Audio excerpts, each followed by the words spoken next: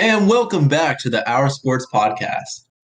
Ladies and gentlemen, welcome back to Our Sports Podcast.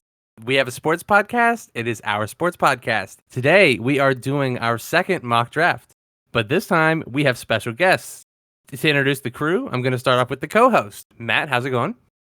It's going well. I'm pretty excited. I think this was a lot of fun to make. So, we also have Mike here from our, I believe, Lime Edge podcast. And then we have Alex from, I think he did, wide receivers? He did wide receivers with us. So, Mike, I'll let you introduce yourself first, then we can follow up with Alex. Second time appearing on this podcast. I'm a huge fan. Thinking of getting a tattoo of your guys' face on each of my buttons. Really excited to be back. Big fan of your guys' podcast, so thanks for having me back on. So yeah, I'm super excited to be able to kind of give a breakdown into who we drafted and why we did. So yeah, excited. Hey everyone, you might recognize me from the podcast episode about undersized tight ends. It's just nice to be back and talking with these guys, sharing all of my really good opinions. Wow, we've done multiple takes for that introduction, and he comes out and he slanders the entire position of wide receiver, and maybe that will make sense later on in the mock draft to see why he made a decision he did. The way it worked is we were assigned, since there are 32 teams in the NFL, 32 picks, and there are 4 of us, so we each got 8 teams. We were assigned in a relatively neutral order going through, and we all got our favorite teams. So I got the Titans, Matt got the Ravens, Mike got the Bears, and Alex got the Eagles. And then we went through and we were able to do trades, and we used the NFL trade draft value chart in order to make sure those were equitable trades. It could have been a little bit more fair, reasonable, and balanced if we used picks outside of this 2021 draft, but we decided to keep it all within this year for a little bit of continuity and the ability to reference it against other things much easier. So without further ado, we are going to go into the first pick in the draft, which was assigned to Mike. And Mike, who did you pick and why? And tell us all about it. Yeah, so as interim GM of the Jags, I did go with Trevor Lawrence here. And I'm going to be honest with you guys. I think that is a much tougher decision than a lot of people think. From the research I've done and from what I've watched on different analysts, a lot of people have Zach Wilson or even Justin Fields over Trevor Lawrence. But I think that if the Jags don't go Trevor Lawrence here, the outcry from the fan base and everyone else just questioning what the heck they're doing is just going to be so immense that there's really no coming back from that. And the amount of jersey sales they'll get for Trevor Lawrence is just insane. You know, he's been touted as one of the best prospects in a long time. So Trevor Lawrence, it's not as easy as I would say it is, but that's kind of why I picked him. Yeah, completely reasonable. I'm not sure how many people you found that have put other quarterbacks above Trevor Lawrence. He's fairly prototypical. He's everything you'd want in a quarterback coming in. Everyone touts him as one of the greatest prospects to ever enter the position. Of course, he's not without his flaws, but I can't see anyone ever going for this position at number 1 in the draft other than Trevor Lawrence. And to move into number 2 with the New York Jets, I do have them doing the foreseen prediction of going with Zach Wilson. I think he has the aura of New York. I think he is the embodiment of electricity on a football field with a good system around him and an ability to learn and adjust to a higher playing competition. I think Zach Wilson has the potential to be something along the lines of a Patrick Mahomes in the NFL, which is what everyone's searching for nowadays. I would reference Deshaun Watson, but we're not sure if he's ever going to play another down of football. But Zach Wilson offers the Jets something they haven't had in a long time, and that's hope at the quarterback position. Completely being honest, even when they had Sam Darnold, I never really felt that they were truly bought in and they were looking forward to the development of someone, because I never saw potential in Sam Darnold the way I do in Zach Wilson.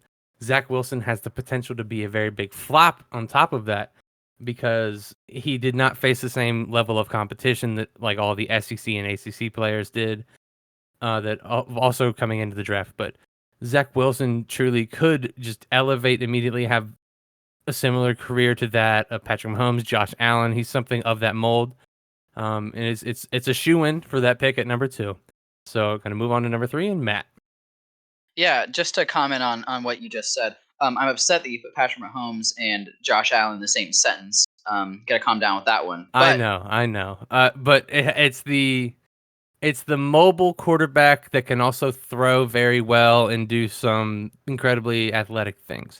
While I also do not like Josh Allen, and I think he makes some terrible decisions, sometimes I am very impressed with his athletic ability. yeah, absolutely. I mean, yeah, I think that's completely right. I think he's going to be the second pick. There's no reason why he shouldn't be. But his upside is just way too high. I mean, he has a higher ceiling than Lawrence, arguably. So, up next is the San Francisco 49ers at number 3. I went Justin Fields. If you didn't listen to our last podcast, I'll just reiterate what I said. Mac Jones has been placed here because he follows a Shanahan breed of quarterbacks: Matt Ryan, Kirk Cousins, Matt Schaub. Kind of like follow the offense and make accurate throws, and he could do that. But I think Justin Fields brings like a completely new dimension. He has good accuracy throwing on the run. He is an electric runner.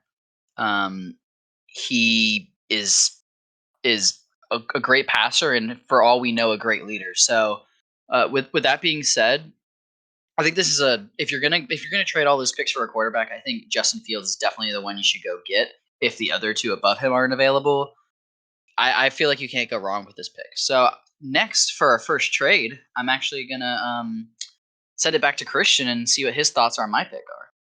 Yeah, I think Justin Fields is the objective best quarterback left on the board. I think you can argue that Trey Lance could have a higher potential and could break out into something a la Cam Newton MVP, a la Lamar MVP season. But Justin Fields, I think, is going to have a great career. I think landing on the 49ers is a great thing for him. And so I'm going to move on from that. We're going to go to number 4, and which was originally held by Alex. And if he would like to chime in at any point regarding this trade situation, I am Jerry Jones. I took ownership of the Cowboys. I'm Jerry Jones, bitch. And we are in love with Kyle Pitts. So we decided that we're not fucking around. The Cowboys can't pick defensive players. If the only thing that they can do right now is create a more formidable offense in order to win the NFC East and try to make a push later on.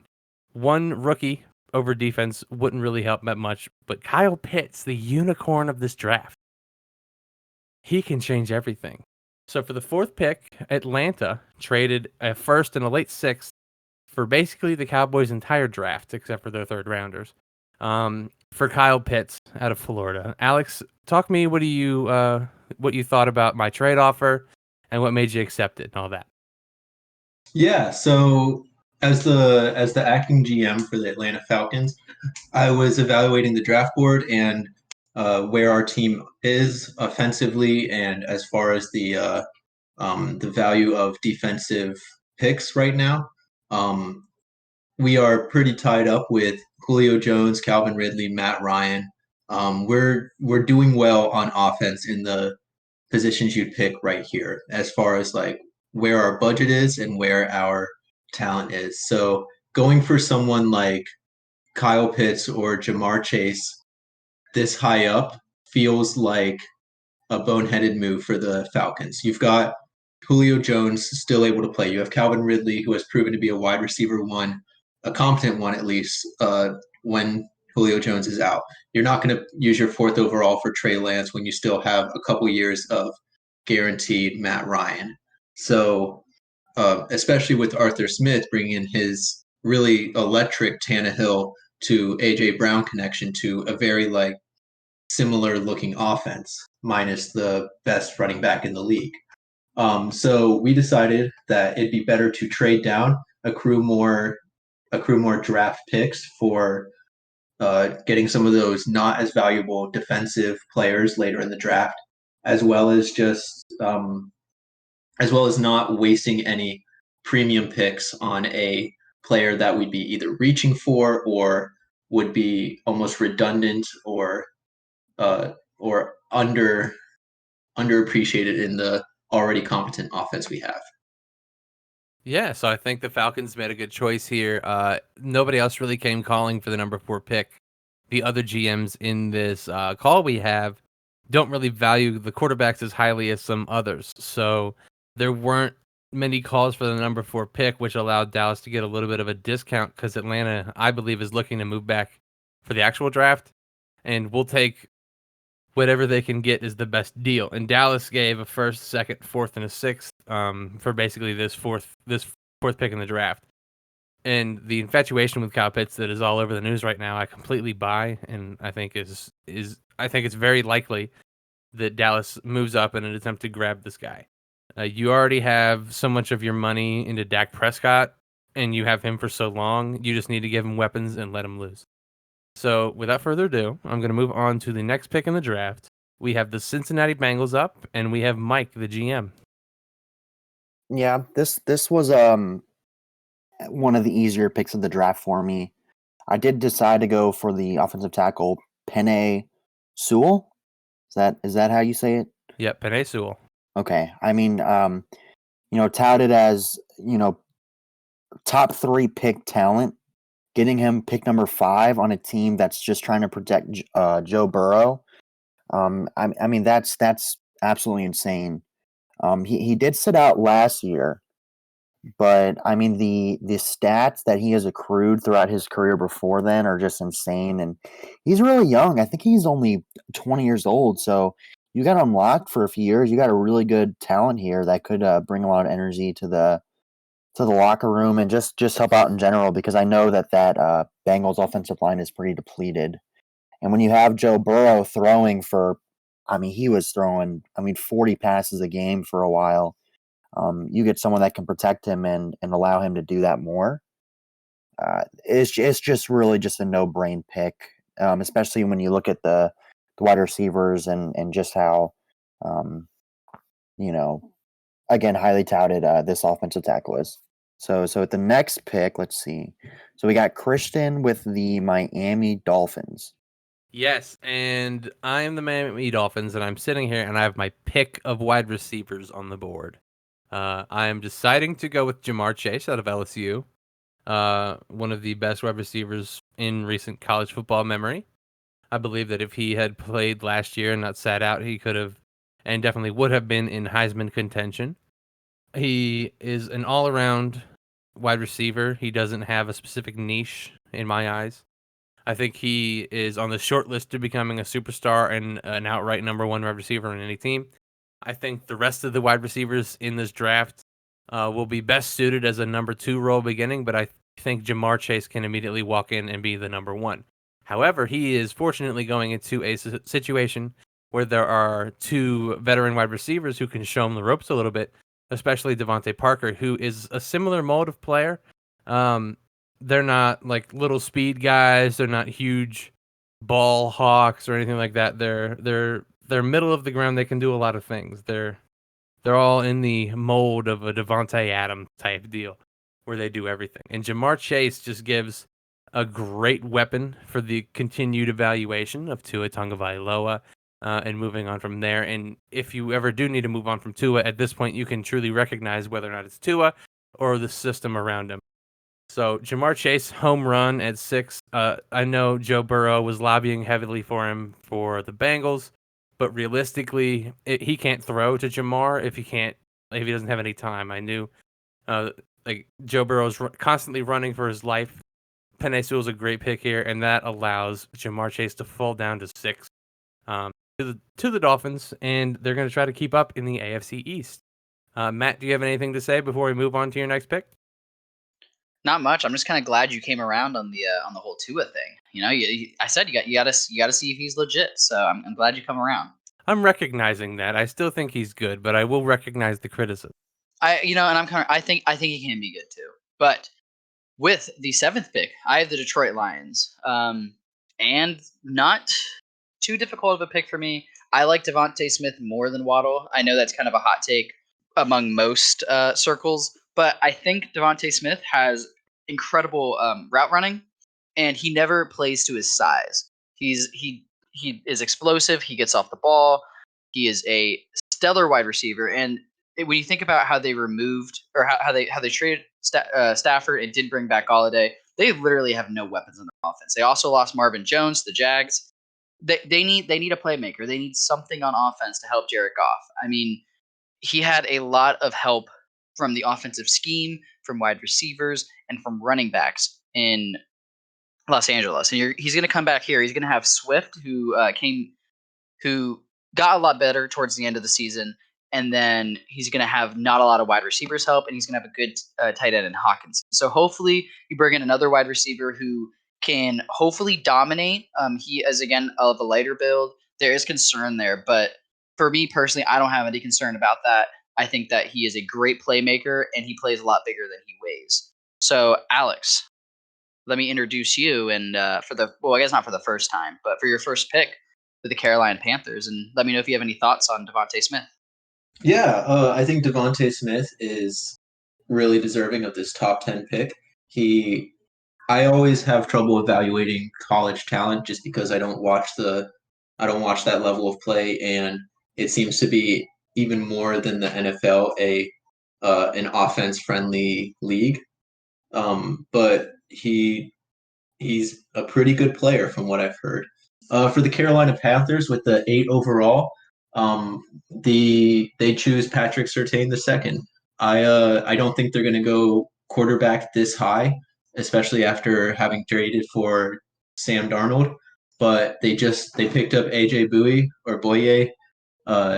They picked up AJ Bullion Cubes in free agency, and I think Patrick Surtain II is an excellent player to either slot in as that CB1 depending on how he plays, or that CB2 behind a veteran.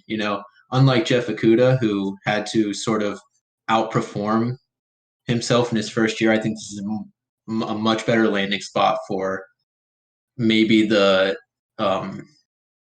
top cornerback in the draft. Yeah, I really like Surtain coming here. I was a little shocked at first because I see Rashawn Slater available at 8, and I think there's a dire need for the Panthers at that. And I think there's a slightly better value over time with Slater than Surtain at number 8. But I think the ability for Surtain to learn from someone with the Titans legend AJ Boye, it would be Titans legend, baby. Yeah, the ability to learn from him and grow and become potentially one of the best cornerbacks in the league would be is a great opportunity for him. So I originally was a little shocked at the pick, but now that I think about it more often, I actually really like it, and I think it's a Matt Rule type of pick, and I think it was a good one. Yeah, so I realize there's a lot of first round offensive line talent still on the board, but it's also a fairly deep offensive line draft, and the Panthers actually tackled offensive line a lot in free agency. They picked up at least a lot of rotational players. So even if they don't have the star right tackle, the star left tackle, they're trying to beef up the depth of their squad, and picking up a even second rounder, third rounder, it's still on the table. But getting that sure cornerback 1 in the draft and being able to slot them in a place that's a little softer to learn with a more recognizable veteran playing across from them, it seemed like a lot more of a safer pick in my opinion. Yeah, I like that a lot. And so now we are going to move on to number 9, where, and I know you're saying this, those who are in the draft era, no quarterbacks have gone since number 3. This is unrealistic somewhat. Someone's going to trade up and try to get one of those quarterbacks. That happens here, actually, with the Broncos trading out of the pick. So I'm going to pass it over to Matt to talk about his trade regarding the Denver Broncos and another team. Yeah, the Washington football team traded up. I know that Ron Rivera of Riverboat Ron loves Trey Lance. You have to remember this is the same man that drafted Cam Newton. So I think that he really wants Trey Lance. This seemed like the best pick to do it. Lance was still on the board. So it was about time for them to move up and take their man. And the reason that I thought that it was beneficial for Washington football team to trade up here is just the high upside. I think I think I gave away a decent number of picks. Again, I couldn't touch next year picks, which I would like to, but they gave away a first, second, and third, so they're pretty much done drafting day 1 and day 2. And they're going to lose out on a lot of good talent in those later rounds, but I think it's totally worth to get their quarterback. They didn't have a lot of needs. They could have probably gotten an offensive lineman, but getting a quarterback that can learn under Fitzmagic is priceless, especially if he pans out and has anywhere near the career, especially the early career that Cam Newton had for the Washington football team. There's going to be a lot of success there. So, Mike, would you like to talk a little bit about why you feel like this was a good trade for the Broncos? Yeah, sure thing.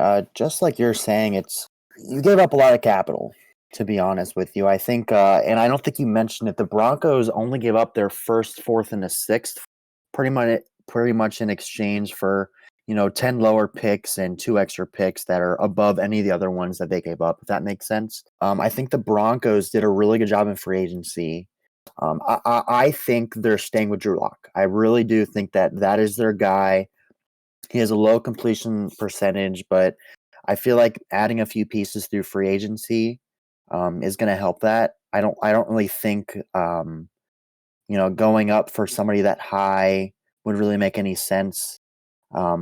Especially with who's on the board. Alex mentioned this earlier. The draft is so deep with offensive linemen, and there's a few linebackers later on that I feel like the Broncos are better suited to trade back and get all that capital just to move down 10 spots. I feel like a lot of people won't agree with me, but that's what the GM did. So deal with it. I agree with you, Mike. I think overall they have to give Drew Lock a chance to develop. I mean, he could have a Josh Allen here, as Christian pointed out when we were hanging out the other night. He's like, Josh. I mean, he could have a Josh Allen year, and you never know. So I think that is it's a good idea. I mean, Sutton got hurt. His completion percentage dropped. I think Sutton is a wonderful wide receiver. And then they get all that capital to continue to build the defense and continue to build that offense, so that maybe next year, if they don't succeed with Drew Lock, they're able to trade down and they already have all the pieces they need to succeed. I am upset. In the most recent minutes of this podcast, it has been allured to that not only do I like Josh Allen, but I like Drew Lock, and this will not stand. Drew Lock's a nice guy, man. I don't care what you have. Did you see his Buzz Lightyear thing? Oh, yeah, I don't care. What is he, 3 years old? What is he, 3 years old? This is Toy Story. Who's Andy, huh? Where's Andy? I don't see Andy. There's no Andy. There's no Woody. Shut up, Drew Lock. Your time in Denver is over, right? Trey Lance and probably Mac Jones are going in the top 10 of this draft. The Broncos I have trading to number 4 for Trey Lance. I truly believe that there is no way the Broncos trade out of 9 and don't pick a quarterback. If either of them fall to 9, I think that they might not go with Mac Jones, but they definitely go with Trey Lance. You can make your argument that you don't want another developmental prospect on the team. Well, I don't think they have any developmental prospects on the team. I think they have a quarterback that was recently a second-round pick. He was not a top talent coming into the draft. He is nowhere near the potential, and we've already seen that he is not going to work out. I think the Drew Lock experiment is over. It's time to prepare to move on.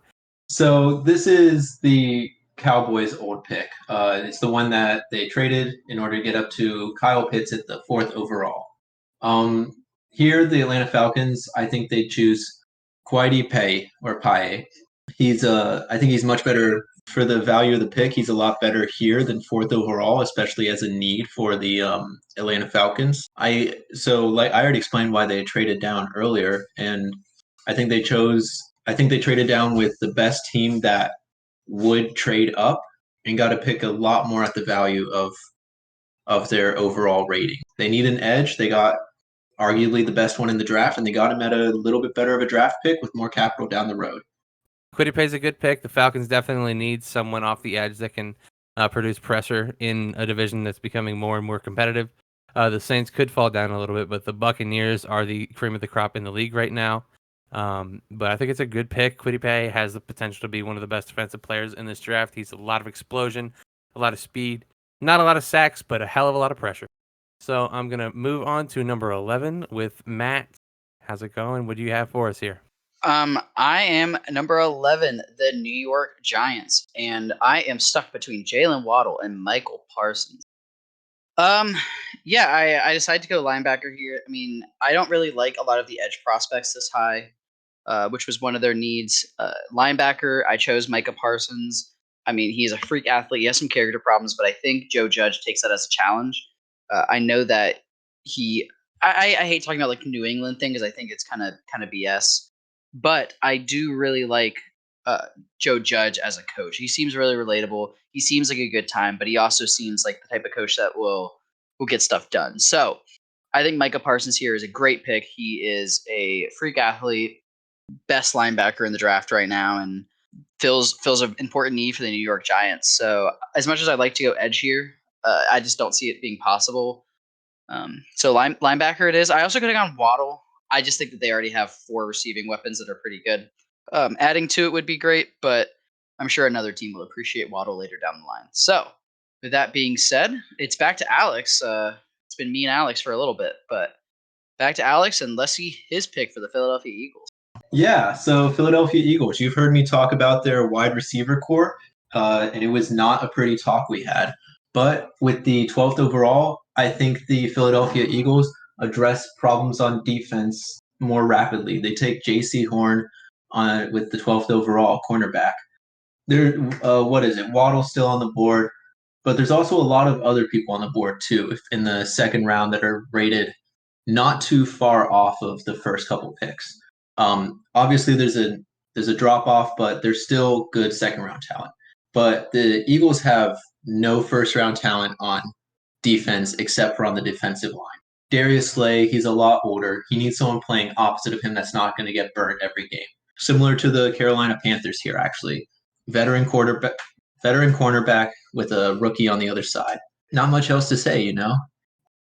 How much does a wide receiver really help you right now when you have a lot of holes in other places? I feel like it's almost putting a Band-Aid over a broken arm. It's not going to really do much for you. And question for you, would you be upset to see the Eagles trade down and get a little more capital later in the draft? I don't think so. It depends on who we're trading with. If it's someone like the Patriots jumping for Mac Jones, which I don't know why they do that at that point, I think that's the problem. I can't envision a world where someone wants to jump to the 12th overall for anybody still on the board. I don't think anyone's jumping for one of the top wide receivers. I don't think anyone's jumping for the top positions anywhere else. I mean, yes, if we can get extra first, second, third rounders out of the 12th overall pick, absolutely. I think anyone would take that trade, but it's hard to imagine right now. Yeah, that's reasonable. I was just kind of want to pick your brain because, like you said, you guys do have a lot of holes, but I mean, you just won a Super Bowl a few years ago. You got to rebuild at some point, but I agree. I think that going cornerback, building up the defense a little bit is the right move, or even trading back. So I'm sure a lot of Eagles fans won't be too excited about that, but you kind of got to do what you got to do. So with that, I do have the next 2 picks. So what I did, I am the GM of the Chargers. So I'm going offensive tackle here. I'm building up the line. Justin Herbert is an absolute man. I've been saying this since last year. I thought he's been super, super solid. I mean, he's been really good in that team. So we are going Rashawn Slater. He's again, I think he's the second best tackle in the draft behind Sewell. So beefing up that line will definitely help the Chargers, and with how solid their defense has been, I don't think they need to add any first round talent right now. I think that the veterans they have and kind of the foundation that comes along with that is enough to kind of carry them next year. So going tackle, protect Justin Herbert. You still got some star wide receivers. You got Eckler in the backfield. You're looking great.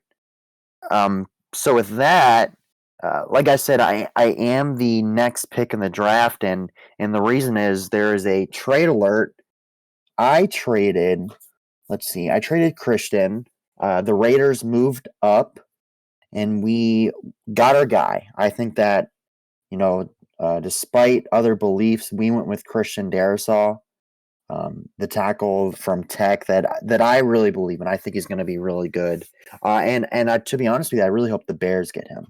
So I wouldn't be upset to see the Bears trending up here, but that just didn't happen in this mock draft. And the reason being, I know, sorry, Christian, sorry to cut you off. I know that the Raiders defense is pretty abysmal.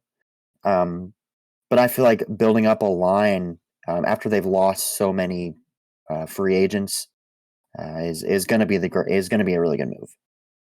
I think this is a great pick. Darrisaw has a lot of the intangibles, size, length. He's a good tackle. I think in this situation, Slater dropping down to 13, and then the Raiders seeing there's a potential run on linemen coming up, jumping with the Minnesota Vikings just a few picks.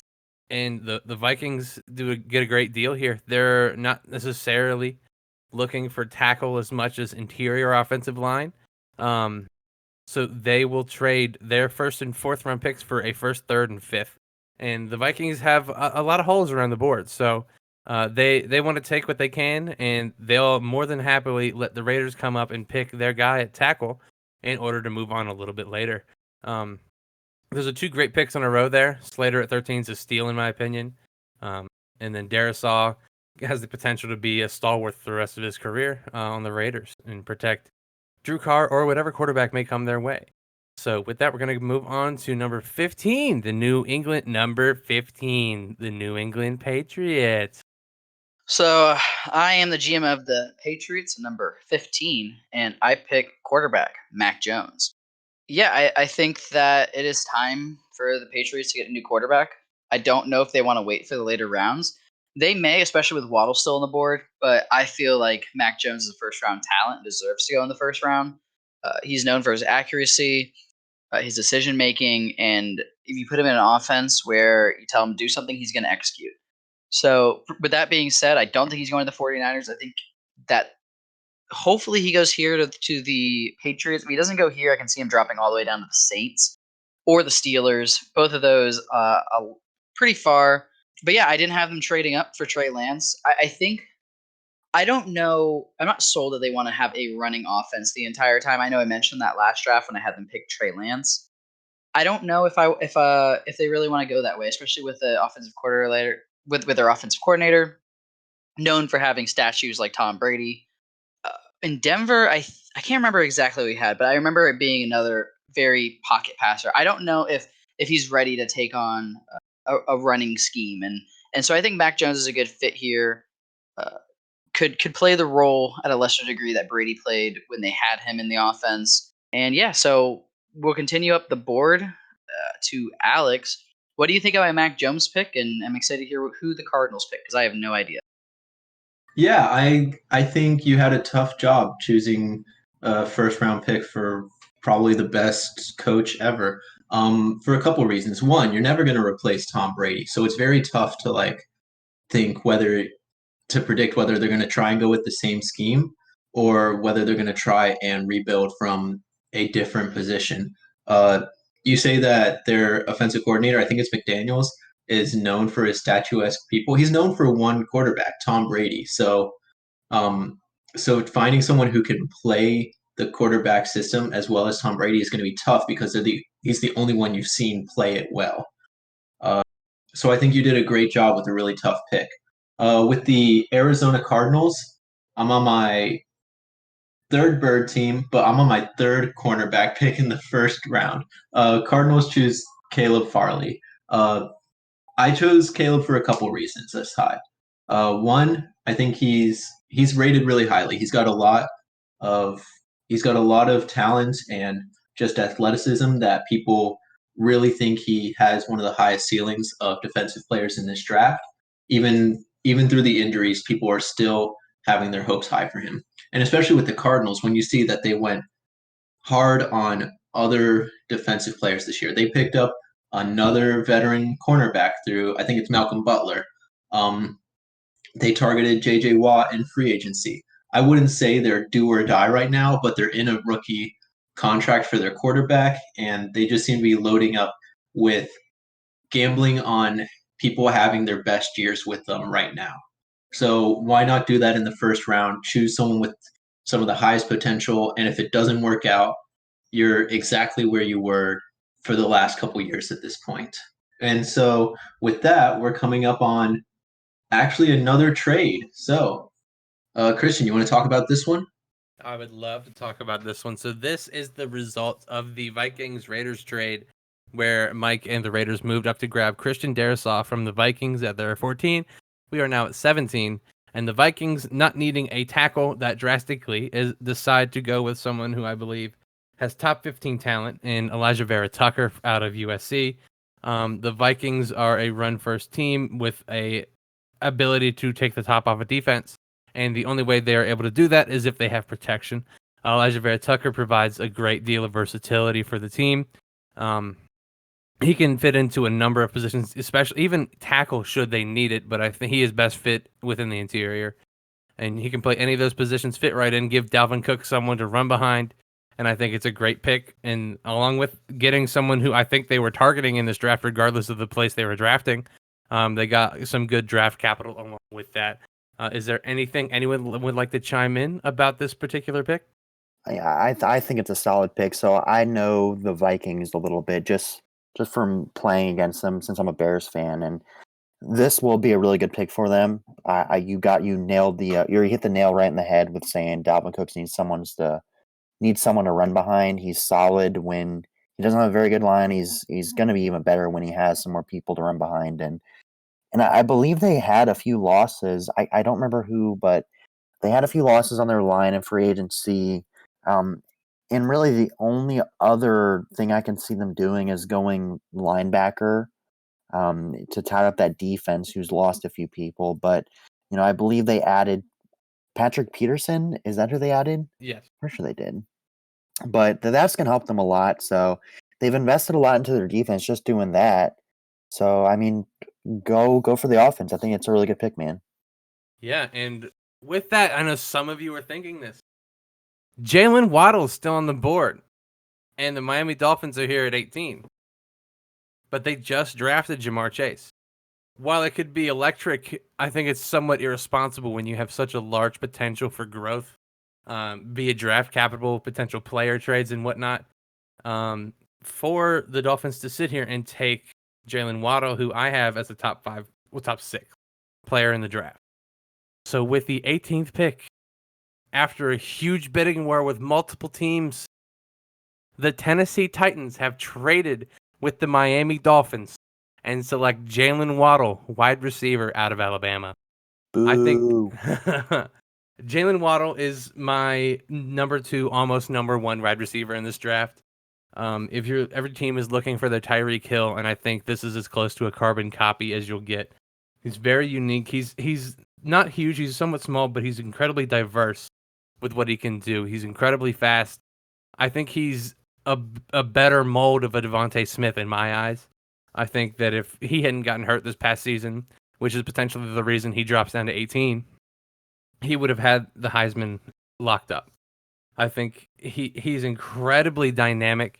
He can fit right into the Titans offense, which has been very good over the last 2 seasons, and give them another reliable receiving threat, which you can say Corey Davis was okay, but he'll never be better than okay. I think Jalen Waddle paired up with A.J. Brown, replacing Corey Davis and Jonnu Smith in the passing game, provides a lot of great versatility. It also stretches the field horizontally, which is something the Titans haven't had in a while, is someone who has reliable speed and burst that can take passes in the flat and pick them out for a long yards after catch gain.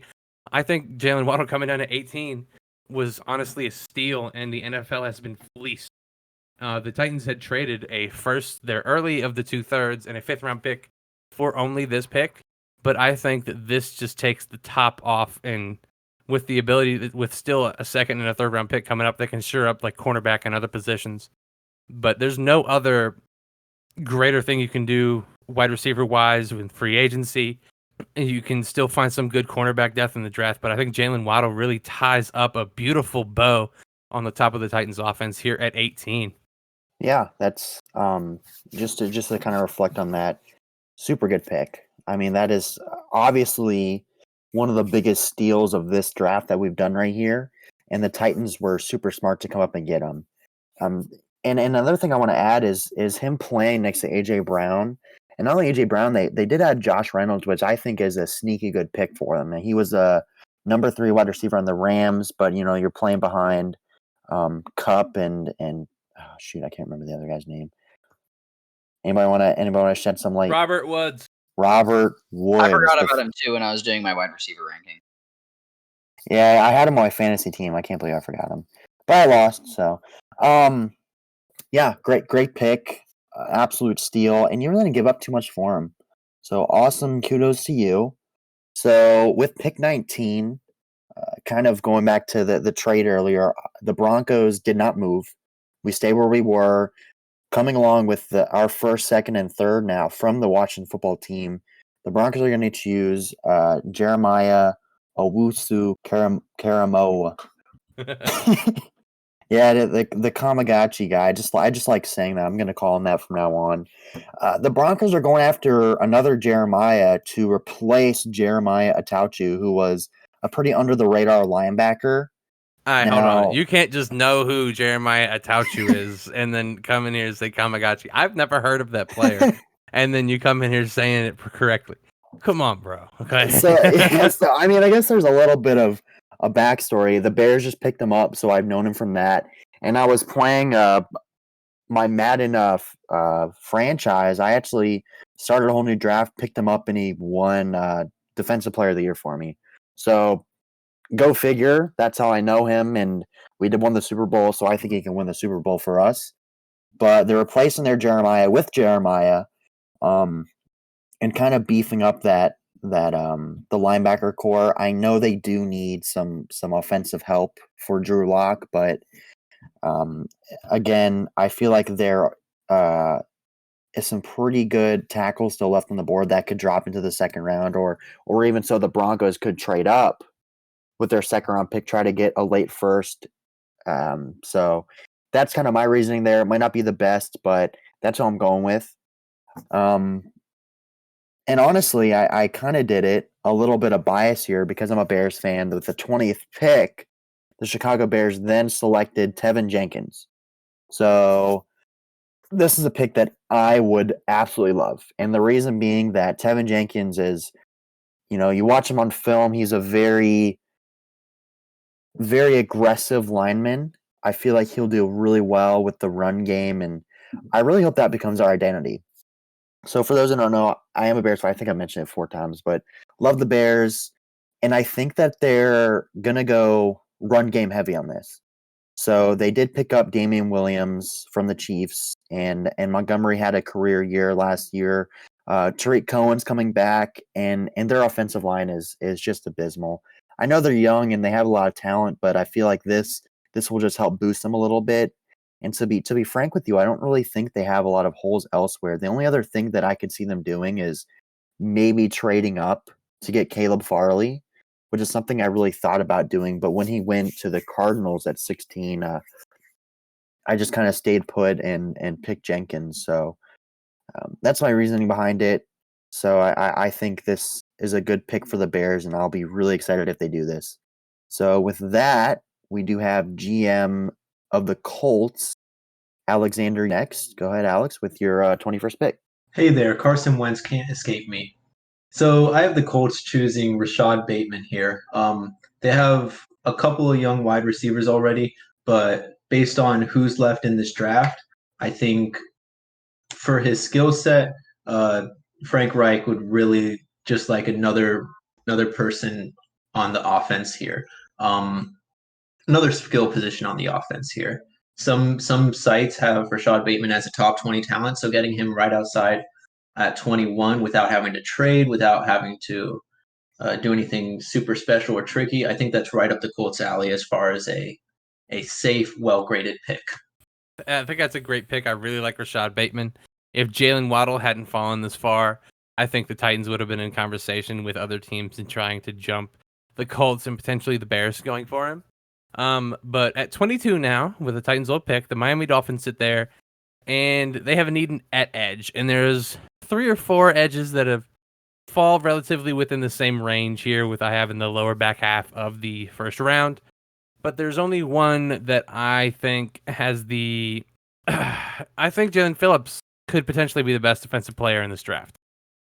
Unfortunately, I wouldn't draft him personally because he retired 2 years ago, and that scares me. But his intangibles are great. I think he's, barring injuries and concussions, he would be the best edge by far.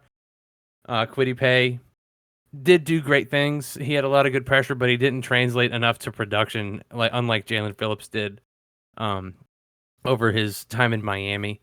I think the Dolphins are ecstatic. They trade back, they get capital, and they get someone who fills a need for them very well. Their head coach is a defensive-minded guru who can take care of Phillips, get him all the resources he needs, and make sure he's ready to come off like a razor blade off the edge. So I think the Miami Dolphins are really happy with this situation here. They fall down in the draft, and they still get someone with top 10 talent. And anyone have anything to say? I've just realized how scary the Dolphins are. I mean, they have a great team, and they have so many picks and so many opportunities to trade back that they really don't have a lot of huge gaping holes. And they're really just improving where they can. And it's amazing. It's great to be a Dolphins fan right now, for sure, if you are. And I just want to talk about Jalen Phillips a little bit. He is, again, like what Christian said, probably the highest upside if he can stay healthy.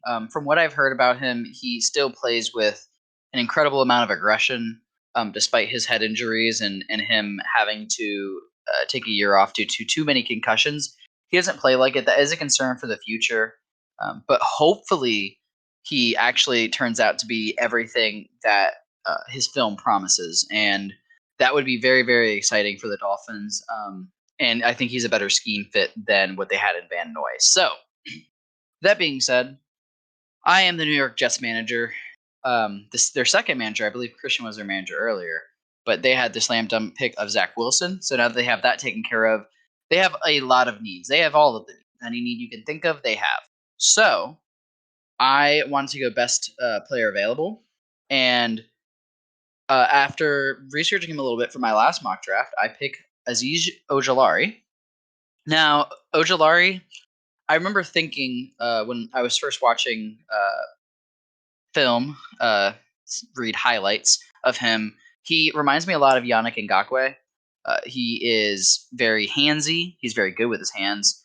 He is a very quick linebacker. Probably might be one of the most technically sound, if I do remember correctly. But overall, I think he fits perfectly here. They just need to start getting really good pieces. And I think that this is probably the best player available and someone that can contribute relatively quickly. And I think that he'll do well in New York, especially under Saleh. So with that being said, Alex, do you have any comments about this Ojulari pick, or are you ready to talk about the next pick? I do not really have anything to mention. I'm just going to go straight into this. 24th overall, Pittsburgh Steelers. I think they make a very controversial pick in Travis Etienne, the first running back off the board of this draft. The Steelers have a lot of holes to fill. They've got an aging QB. They've got a lot of tough contracts coming up on defense, I believe. But I think that Mike Tomlin, I think he just misses a really good running back. I think he misses his Le'Veon Bell and goes for, this is just a guess, this is just a prediction for who he would grade as the number one running back in the draft, and take that over any of the second or third options from any of the other positions. Now, I don't think people are going to agree with me. I think a lot of people are going to say they go with some other thing to get. Maybe they go for one of the top interior offensive linemen, losing Pouncey. Maybe they go for maybe they just go somewhere else, but maybe they go Najee Harris if people think they go running back. But that's just me taking a wild guess in a consequence-free mock draft. And I don't have to defend myself, So I'll let Mike defend himself, though, with the next pick. Yeah, thanks. That's a really good analysis, and it's a good pick, man. He has been one of the most consistent running backs. He was a part of that a crazy good LSU team. So I agree. He's missing Le'Veon Bell. He's missing a few pieces. And to be frank with you, they had a really big issue at running back last year. I don't think James Conner was the answer, and he's looking for their guy, and maybe they get him right here. So, yeah, with the next pick, I'm going Trayvon Moehrig for the Jaguars. And the reason being is that Urban Meyer wants to maybe make his defense a little stronger. So that's what I'm going with here. And to be frank with you, I don't know too much about him. Apart from a little bit of analysis and seeing what the team needs and everything. And I think that since the Jaguars have a pick in, I think it's, what is that, 9 more picks, 8 more picks, something like that, they can still get a great, or sorry, maybe not a great, but a good offensive tackle in that amount of picks. So they have the first pick in the second round. So I think they hold off on any kind of offensive weapons right now and go for the best guy available in Travis Moehrig and kind of beef up that defense and kind of get back to where their defense was in, I believe, 2016 when they were called Saxonville. I could be wrong on the year, but certainly helped. It certainly helped having a good defense. So that's what I think they do. And with the 26th pick, Christian.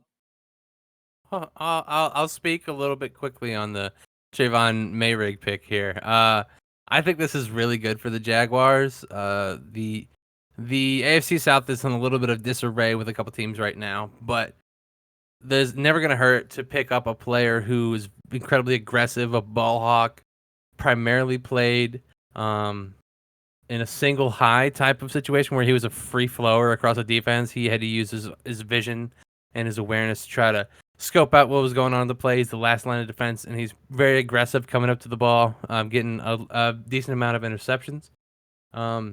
He's constantly around the ball. He's one of those people, when you watch film, is in on pretty much every tackle, regardless of where it is. I think Moehrig is a great pick for the Jags, who lost a lot of their defensive identity, and he could be a really good tone setter moving on in the forward. He has a little bit of space to grow. We're also obviously in the later part of the first round, so we don't have home runs as much anymore. He can do a little bit more with his run support and tackling, but I think overall he's the best safety on the board, and that's a position of need for the Jaguars. And I think he can come in and set a tone because they do have some talent on the defense, but I don't really see a leader, and he could fill in that role. So I'm going to move on to 26 for the Cleveland Browns, who, as of today, have signed Jadeveon Clowney, the 0-sack wonder. Guys, did you know that I have as many sacks in 2020 as Jadeveon Clowney? Crazy. Oh no, he got paid $10 million to do what I fucking did sitting on the couch. So Hey, I did. Christian, Hey, think about it. You didn't get hurt, and he got hurt. So I you got hurt actually emotionally because we spent $15 million on Jadeveon Clowney, and he had strung me along for 7 months, making me think we were going to get him, and we eventually did get him, and then he fucking sucked. So with that, the Cleveland Browns, I have taken Gregory Rousseau out of Miami. Some see him as an incredibly developmental edge. He's not far removed from playing wide receiver primarily in football. I think that if Gregory Rousseau, who's incredibly long, incredibly athletic, he did mess up a little bit on his pro day, which has caused some negative buzz around him. I think that can be a steal if he falls, because right after his 20-sack season, he was touted as a top 5 pick in the draft. So if the Browns, who have Myles Garrett and Jadeveon Clowney, are able to teach Gregory Rousseau, and after Clowney's 1-year contract, it's going to be Myles Garrett and Gregory Rousseau off the edge, I am slowly becoming terrified of the Browns. Because if Rousseau lives up to the potential I think he has, I think this is a home run. You could argue some other edges, some other positions here, but I think the ability to have the two mentors, Myles Garrett, one of the best defensive players in the league by far, and Jadeveon Clowney, someone who's had a lot of experience on a lot of different teams, and a lot of different schemes. They can teach everything Rousseau needs to know, and I think he'll end up turning out to be a very good edge if he ends up in this position. And with that, I will move on to another trade we had with the 27th pick in the draft, originally the Ravens. And Matt, I'll let you talk about what you were seeing at 27 and why you wanted to trade. Yeah, so I was sitting here, and the Ravens need an edge rusher. The last good edge rusher left was Owe out of Penn State, and then there was two wide receivers that I was eyeing, Marshall and Tony, and I wanted to get the most value I could. I know that the Ravens value draft picks, but also draft positions. So right here, we don't really need to make a decision. I don't think any of them really need to go this high. I think all of them are equitable and fill a need that we could also cover in the second round. So, with that being said, I was okay with trading back. I didn't want to trade back too far. I was looking at the teams that were in front of me, such as the Saints, who probably would have taken a cornerback, which we didn't need. But they also could have taken an edge with the loss of Hendrickson. Um, this was if I trade with the Bucks. Apologies. So the Bucks also offered me something. I was looking at the Bills. They could, if the Saints took a cornerback, then the Bills probably would have taken an edge. And so overall, I didn't really feel comfortable trading back too far. I thought the Bills was a perfect medium where I would have access to one of those three players, if not all of them, at the 30th pick and get a little draft value for it. And it was also a pick that I believe that the Bills needed. It's highly likely that the Saints were going to pick a cornerback, especially with the loss of Lattimore because of his poor off the field decisions. So, yeah, I think the Bills benefited from it and the Ravens. It was really a win-win trade for sure. Yeah, definitely. The Bills did give up some capital. It's not too much. They basically traded late third picks and first round picks for this trade to go through, and jumping the New Orleans Saints for their cornerback and saving Alex from picking cornerbacks from pretty much all of but one of his picks in this draft. I have the Bills coming up from 30 to 27 to select Greg Newsome, who I view as the last good cornerback on the board. I think he has a lot of upside. He's very physical. I love his size. I think he's incredibly exciting when he plays. I think that the Bills need another edge, a person on the edge, not as an edge player, but someone who on the outsides of their defense, they're relatively good in the middle, but they need some more support on the outsides. And the Bills are now to the point where they're competing with the top of the upper echelon of the league. And there's shootouts that going on, and the Bills sometimes just can't keep up because they have someone getting burned on the other side of Tre'Davious White. So I think Greg Newsome comes into a great situation, great team, and he'll be able to step into cornerback 2 role, and I think he has potential for more based on his athleticism and his speed and his size. But it's hard to beat over Trey White right now, but great situation for him. Bills jump over the New Orleans Saints, who are at 28 and have the GM of Alex. Yeah, it's my turn again. Thank you for your time, Christian. Thanks for choosing all the Gregs so that we don't have to. New Orleans Saints have a weird situation going on in their offense that I don't think they're going to try and add to the pot this late into the first round. I don't think anyone that they need for offense is graded late first round here. Especially with how their quarterback situation is going. I think they want to sort of test that in a vacuum of their current system. So they're going to beef up one of the best defenses in the league with Zaven Collins, who has, in my opinion, fallen a bit further than he needs to, but he's at excellent value for the draft pick, and it's just going to slot right in with the defense full of talent and great coaches to develop him, and he's one of those picks that just falls into a good situation. So there's not much to say there. It's a safe pick, a top linebacker going into one of the best defenses in the league. So moving on quickly, we're going to go to Mike's second favorite team in the league, Green Bay Packers. How'd you choose the best for them, Mike?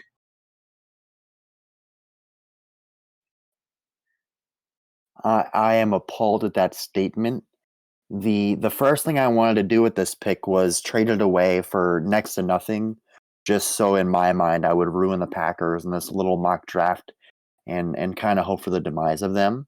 But unfortunately, the panel wouldn't let me. I got vetoed pretty hard there. So I hate the Packers, but I understand what their wants and needs are on their team.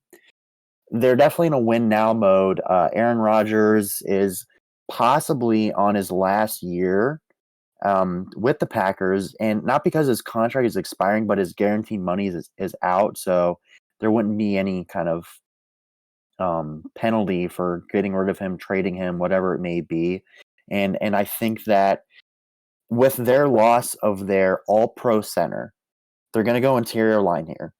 I know people say, oh my gosh, they need a wide receiver. He's never thrown to a first-round wide receiver besides, I think it's been a few times.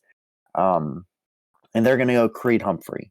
So I know Creed Humphrey isn't really touted as one of the highest rated offensive linemen, but if there's one thing about him is that he's really consistent, and I don't think the Packers can really wait around and pick a guy like the Alabama center who has an injury history, and mind you, he is very good, but they're going to go somebody that's a little more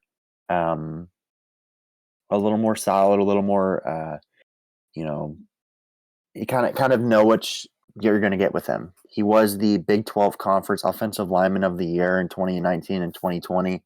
And to be honest with you, he really looks like Christian, the guy that's on the the podcast now. So that kind of lured me to him. So I think they get a little bit of help for Aaron Rodgers and keep up what they going with the offense they have there. So yeah. Yeah. Oh, and Alex said it best. Creed Humphrey does sound like a pseudonym I would put on if I were to be a college player looking to come in the draft. And he oddly does look like me at the position I played. So it's a good pick. Creed Humphrey is a very good interior lineman. I have him as my number 2 center. I like Landon Dickerson a little bit more. But Creed Humphrey has the ability to drop in any of the 3 interior spots very well. And Matt, do you have anything to say? Oh no, I have nothing to say on Creed Humphrey. I'm just going to go into the Baltimore Ravens pick.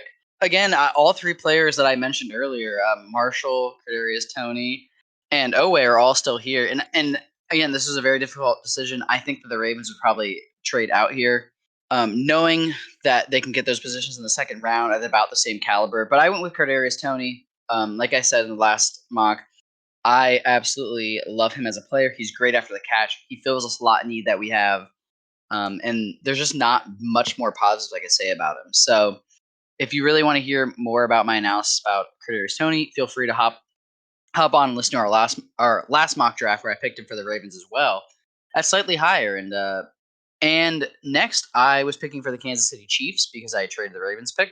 It slotted me here. I did not trade the Chiefs pick. They are at 31. And I picked Landon Dickerson, the center from Alabama who got hurt. Incredibly athletic center, probably the best center in the draft. I think that if you look at like their needs, offensive tackle, yes, maybe wide receiver. They could definitely use a wide receiver too. So Terrence Marshall could be in play here, and obviously they need a little bit of help on their defense. But I think that they already have I can't remember his name exactly. From the Patriots, I think it's Thunley, something like that. Joe Thunley.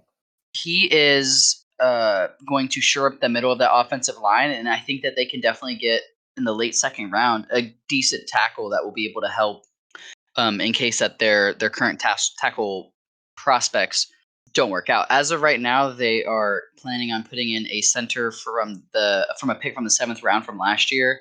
And I just don't feel comfortable with that when they have a great option to really protect Patrick Mahomes and protect their very expensive investment. So let's head over to Alex to see what he has to say with his last pick of the draft with the Tampa Bay Buccaneers. Hey everyone, it's me again. Last pick of the draft, 32nd overall, Super Bowl winners. Nothing fishy going on here. The Tampa Bay Buccaneers are, I wouldn't say notorious, but they have been going fairly best pick available in a lot of circumstances over the last couple of years. So I'm going to not change that here.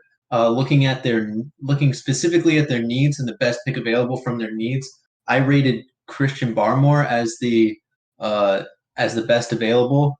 I really wanted them going more edge than interior defensive line, but I mean, their defense is a lot like how the Eagles were a bit. A lot of veterans have come together to create a great cast with a lot of depth, and they just got a lot of contracts to try and repeat. But I also think they're going to lose a lot of people in free agency or to retirement pretty soon. So picking up one of the best defensive linemen in the draft left to then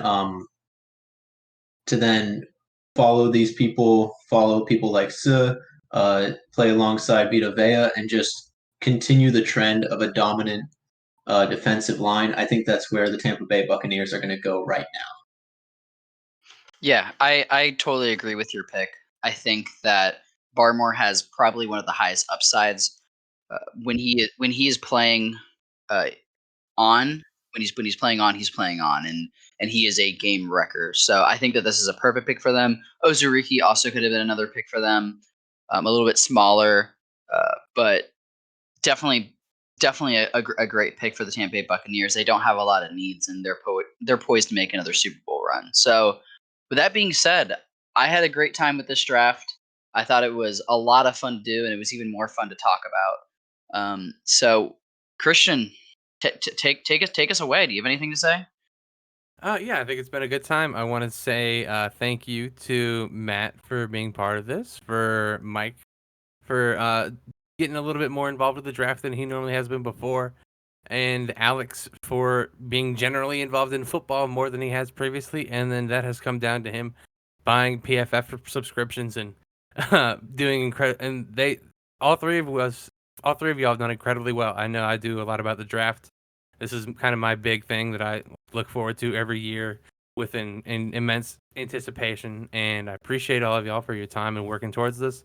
I had a great time working on the trades and talking about draft picks when we were doing this prior. So I just want to say, if there's, yep.